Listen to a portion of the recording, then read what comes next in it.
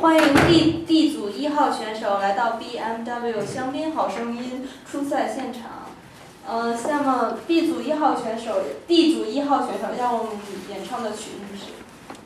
也许在多年不见，在那路边跟你再遇见，你的坦然亲切的脸，还像那一天。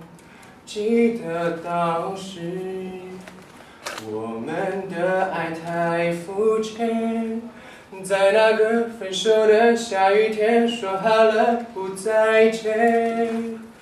也许在你心里失去我的记忆，没有你的日子，我真的有想你。也许在我心里有太多你的痕迹，后来我爱的人都像你。好，下面有请评委进行点评。我觉得唱得蛮好，然后那个感情很到位，就是一直在投入的去唱一句歌词，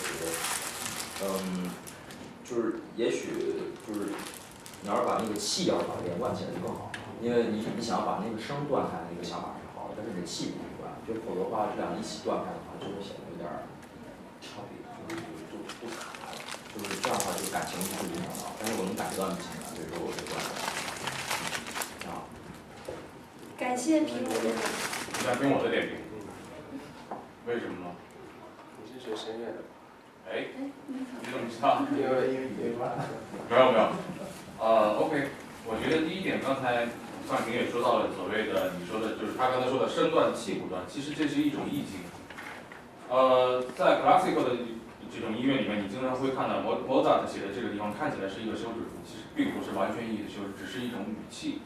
所以他刚才也说到了第二个问题，就是说你要真正的就是说，这样你说的很好，不是只单独是你说的很好，你应该就是说更加关注你歌词带过来的意境，因为所有的都是先写出歌词，再去配这个曲子，然后让你整个这个歌词给你带过来的感觉是一层一层一层，你就要给我们讲述一个故事，尽管时间很短，但是我觉得还是很不错的。